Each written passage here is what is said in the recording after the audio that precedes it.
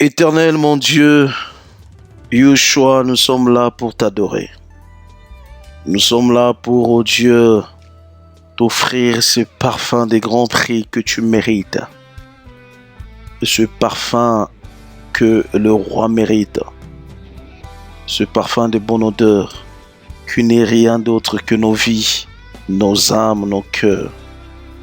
Nous venons t'offrir cette bonne offrande que tu acceptes, que tu agrées. Seigneur Jésus, reçois favorablement nos cœurs qui sont ouverts, Seigneur Jésus, devant toi pour recevoir de toi la vie. Toi seul peux les combler. Toi seul peux les combler, Seigneur. Et c'est pourquoi nous nous attendons à toi. Prends contrôle de toutes choses. Règne sur nous. Dirige-nous, guide-nous, prends soin de nous. Seigneur, nos oreilles, Seigneur, oh Dieu, se laissent avertir par toi. Se laissent avertir par toi, oh Dieu, enseigner.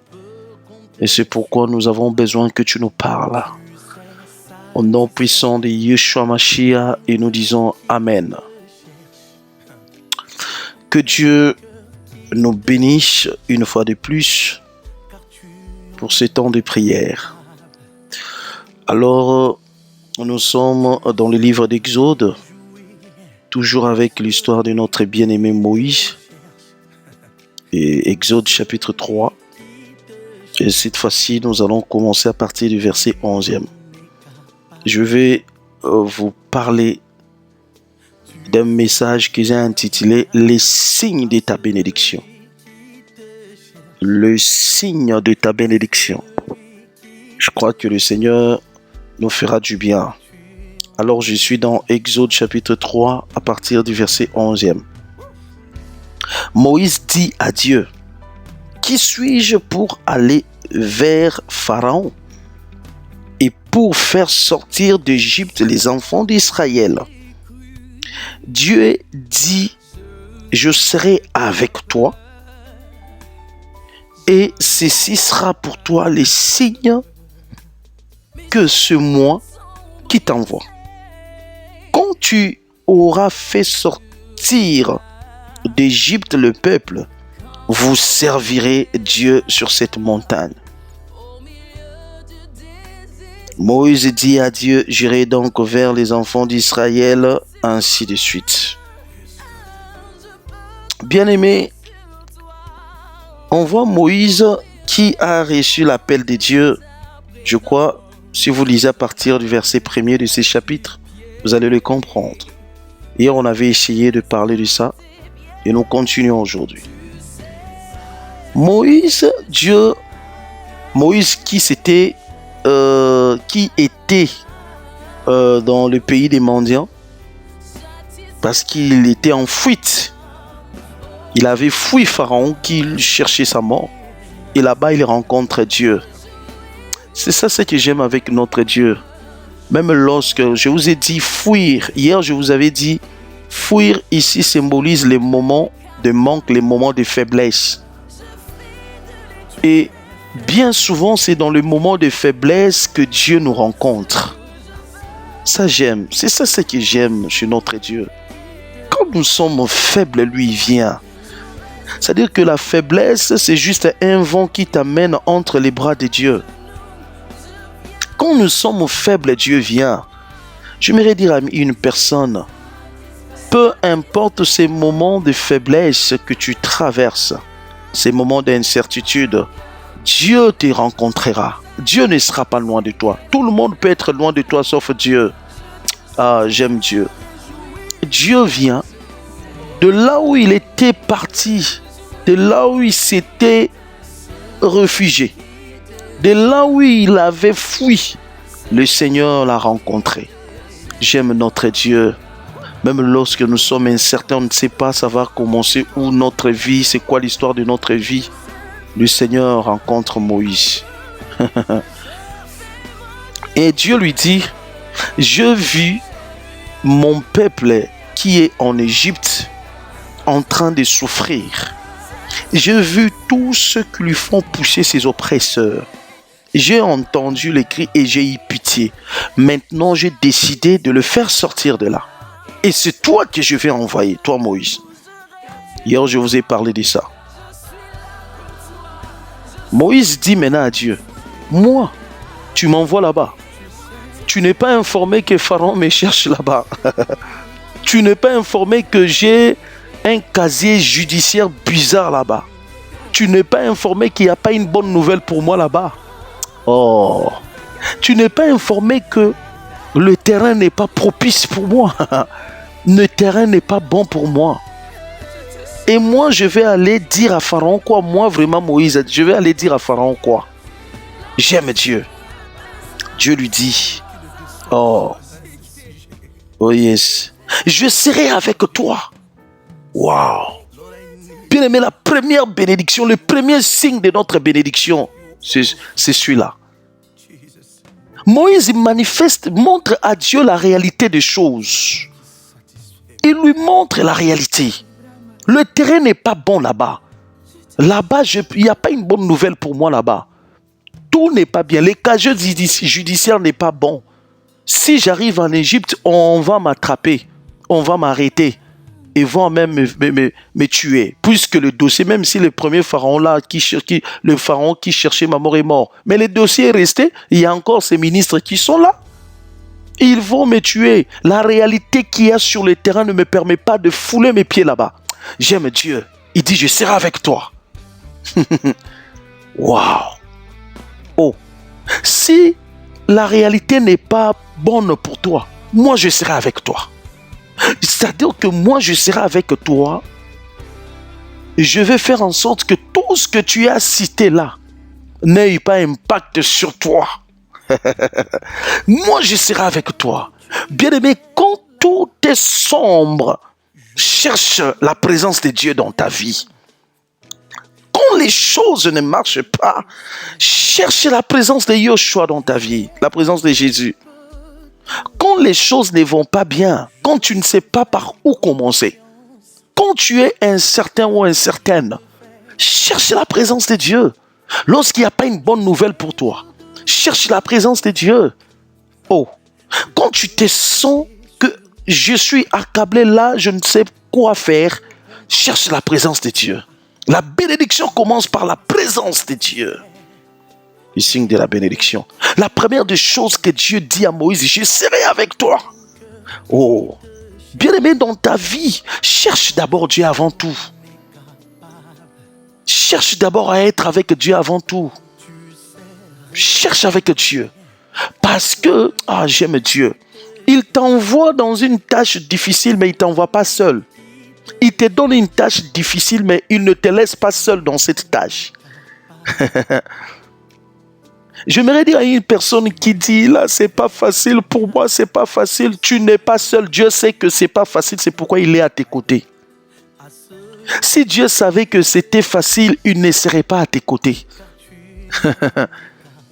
Dieu sait, Dieu est conscient que ce n'est pas facile, c'est pourquoi il est à tes côtés. C'est ce que tu dois comprendre, bien-aimé. C'est ce que tu dois savoir.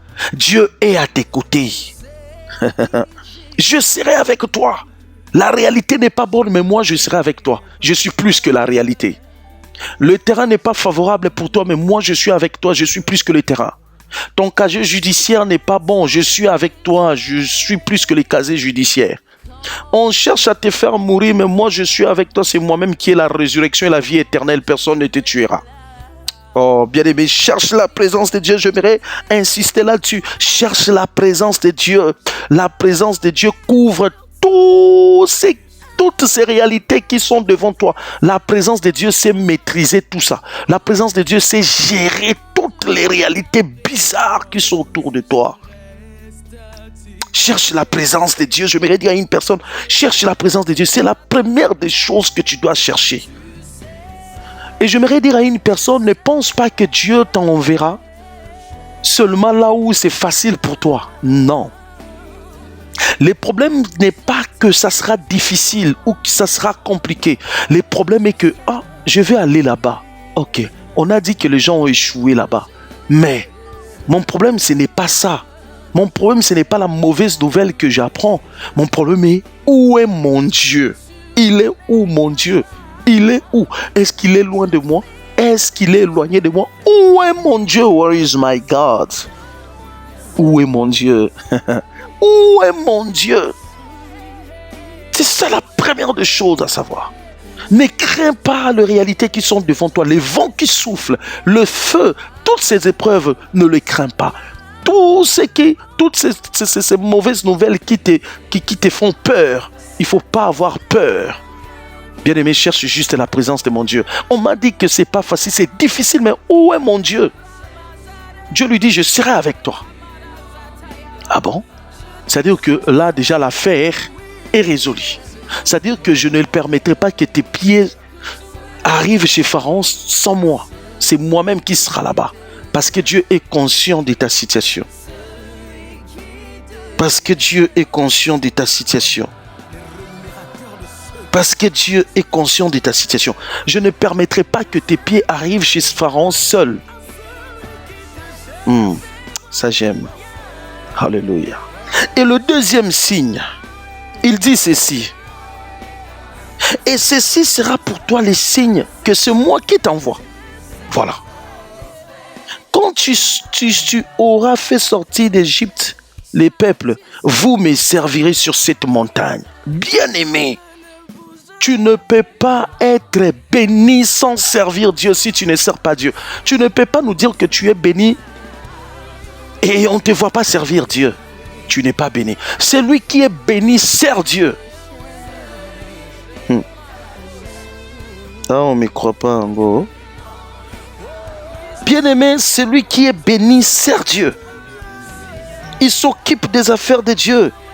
Il se donne pour Dieu. Il ne supporte pas voir l'œuvre de Dieu comme ça. Il soutient les actions de Dieu. Il est là pour Dieu. Servir Dieu veut tout simplement, je suis là pour Dieu. C'est ça les signes de la bénédiction. Vous me servirez. Waouh. Il n'a pas dit quand vous serez bénis, vous allez construire des maisons. Non. Il n'a pas dit quand vous serez bénis, vous allez, les signes, que vous allez acheter des véhicules. Bien aimé, ce n'est pas ça d'abord le signe de la bénédiction. Et là, j'aimerais dire que la personne qui est bénie, c'est la personne qui cherche Dieu et qui sert Dieu. C'est que la personne qui est bénie n'est pas seule qui a construit des immeubles. C'est pas seule qui a, c'est pas d'abord ça. La personne qui est bénie, c'est un, seule qui marche avec Dieu, et deux, seule qui sert le Seigneur, qui sert Dieu. Et j'aime Dieu. Il ne peut pas te permettre de rentrer là où tu as échoué, là où on t'a fait du mal. Dieu ne peut pas te permettre de rentrer là-bas sans signe. Oh my God. J'aime Dieu. Là où tu n'étais pas accepté, Dieu ne peut pas permettre que tu rentres là-bas sans signe. Signe ici, je le symbolise comme une qualité. Oh, Dieu ne peut pas permettre que tu rentres là où tu avais échoué sans une qualité qu'ils n'avaient pas vue avant. Si Dieu te fait rentrer là où tu avais échoué, sache qu'il a ajouté en toi une qualité que tu n'avais pas avant. On ne me croit pas. Si Dieu permet que tu rentres là où on t'avait jeté les pierres, c'est que Dieu a rajouté en toi une qualité que tu n'avais pas avant, qui fera en sorte que quand ils te verront, au lieu de te lapider, ils vont t'acclamer. Oh, puisque la Bible dit, les signes font cesser les contestations. Les signes font cesser les contestations. Il y a beaucoup de contestations autour de toi. Beaucoup de contestations. Tu introduis un dossier comme ça, contestation. Tu fais comme ça, contestation, parce qu'il n'y a pas encore de signe. Dieu ne peut pas te permettre d'aller vers Pharaon sans un signe, sans une nouvelle qualité. Oh my God. Par là, je comprends que des fois, Dieu permet nos moments de faiblesse parce que Dieu veut rajouter à nous des choses que nous n'avions pas avant. Oh, que Dieu bénisse cette parole. Je crois qu'elle est destinée à une personne précise. C'est une parole de quelqu'un. Si tu vois Dieu te renvoie, si tu vois Dieu te renvoie là où tu as échoué, c'est que, il a déposé en toi quelque chose de pesant, quelque chose de kilos, quelque chose que tu manquais avant. Et il veut que l'histoire de ta vie soit corrigée. Dieu n'aime pas laisser tes ennemis rester avec une fausse image de toi. Il ne veut pas que les gens restent avec une fausse image de toi. Lui là, il avait échoué. Elle là, celle-là, elle avait échoué. Dieu n'aime pas ça. Dieu veut, quand on va parler de toi, que les gens restent avec une bonne image de toi. Il vient comme ça, il trouve Simon-Pierre qui lavait ses filets. Waouh, en train de préparer ses filets, laver ses filets. Jésus lui dit, va en pleine eau. Waouh. C'est-à-dire qu'il a rajouté en Simon-Pierre la stratégie et il lui fait rentrer dans l'eau. Il a rajouté en Simon-Pierre la connaissance. Il a rajouté en Simon-Pierre l'intelligence, la connaissance. Va. Quand il dit va en pleine eau, il te montre. Il a montré à Simon-Pierre, c'est-à-dire qu'il a appris à Simon-Pierre peut-être ce que Simon-Pierre n'avait pas fait avant. Simon lui dit, maître, j'ai péché toute la nuit, je n'ai rien reçu. Mais sur ta parole, voilà, sur ce que tu as mis à moi, à cause de ce que tu as mis à moi, je rentre. Oh, quand Dieu dépose quelque chose de nouveau en toi, la chose que tu cherchais vient de soi-même sans que tu le cherches encore, sans que tu la cherches encore. La Bible dit quand Simon a jeté le filet, c'était des gros poissons. Oh, tu sais pourquoi Dieu permet que tu échoues avant, puisque Dieu n'aime pas les petits poissons dans ton filet. Hey, my God. My God, tu ne me crois pas, donc tu me crois difficilement, je ne sais pas pourquoi. Tu sais pourquoi Dieu permet que tu échoues? Parce que Dieu n'a que faire avec de petits résultats. Dieu n'aime pas des résultats médiocres. Dieu n'aime pas de petits résultats là médiocres. Dieu n'aime pas ça. Dieu n'aime pas. Si Dieu a permis que ça puisse pas aller hier, c'est parce que Dieu ne voulait pas ces petits résultats. Il voulait un grand résultat. Il voulait un grand résultat, une grande gloire. C'est ça Dieu. Dieu ne peut pas gaspiller sa présence. Il est avec toi pour que tu remportes des petites victoires. Oh. Dieu ne peut pas gaspiller sa présence. Il est avec toi pour des petits résultats. Ça, c'est pas Dieu. C'est pourquoi des fois tu vois la chose c'est compliqué. Ça se complique, tu ne sais pas pourquoi ça se complique. Tandis que j'ai écouté Dieu, tandis que j'ai cherché Dieu. Mais c'est parce que Dieu, il est grand, il est avec toi. Si toi tu as besoin de petits résultats, Dieu qui est avec toi n'a pas besoin de petits résultats. C'est pourquoi il a besoin de grands résultats qui correspondent à sa nature, à sa dimension. C'est pourquoi tu as vu toutes ces complications. Il ne faut pas dire mais Dieu m'a trahi. Dieu ne t'a pas trahi. Il a besoin de grands résultats.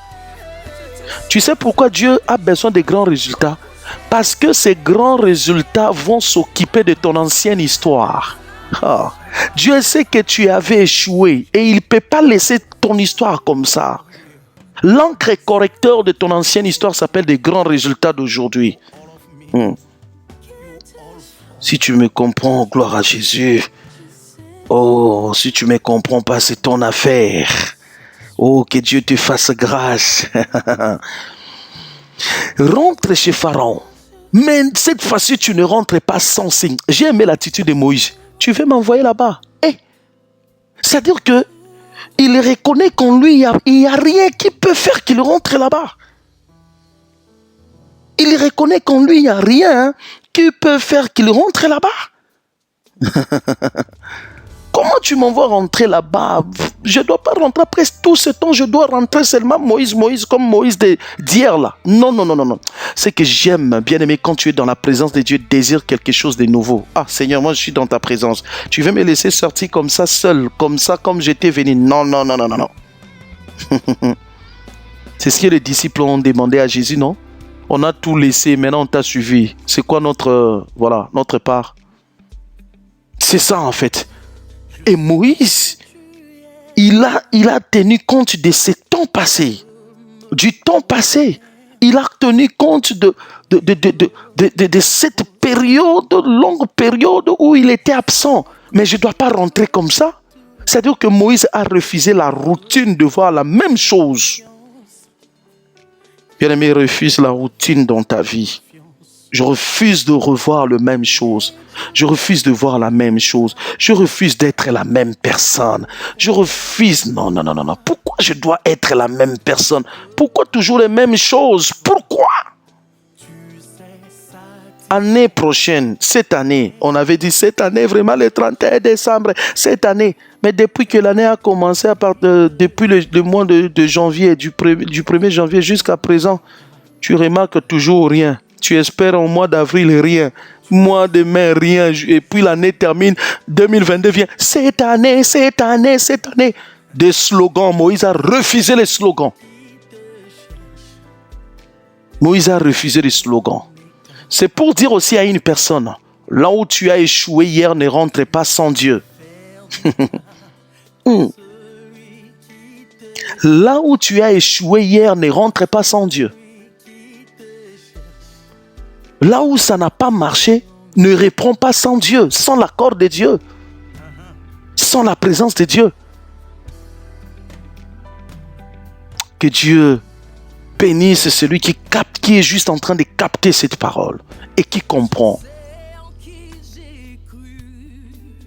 Ne fais pas marche en arrière si Dieu ne te demande pas. Sinon tu seras une statue comme la femme de Lot. Oh, quand Dieu te fait retourner là où tu as échoué, de là où tu étais, c'est que Dieu lui-même prend la charge de tout, s'en charge de tout. C'est ce que mon Dieu fait. C'est ce que le Seigneur fait, qu'il le fasse pour ta vie au nom de Jésus. Je disais qu'il le fasse pour ta vie au nom de Jésus. J'étais en train de dire qu'il le fasse pour ta vie au nom de Jésus. In the mighty name of Jesus.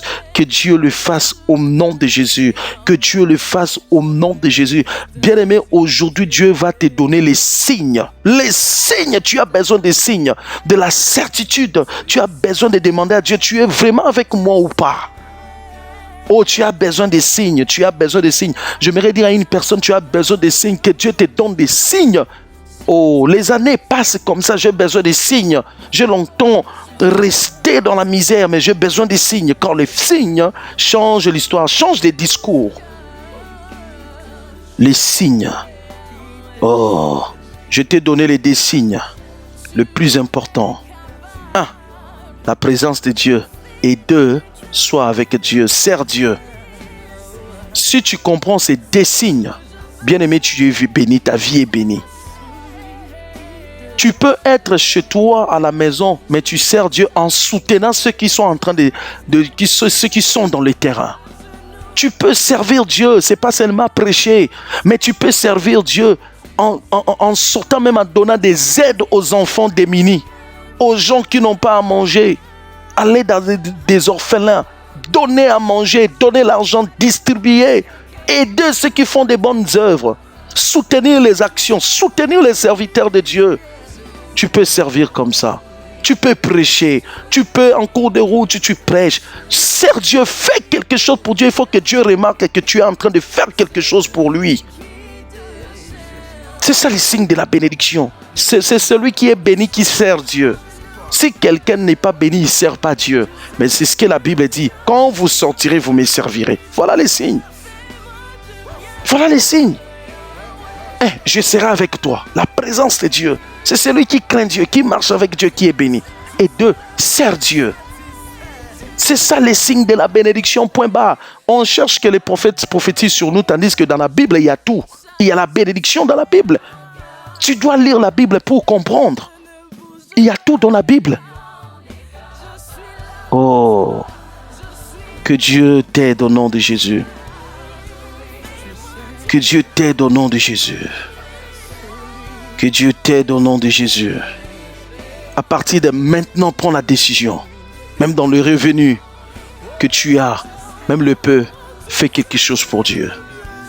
Fais quelque chose pour Dieu. C'est ça les signes de la bénédiction. Ô Éternel mon Dieu, je prie que tu fasses du bien à ton peuple qui t'a écouté. Je prie que cette parole porte de fruits.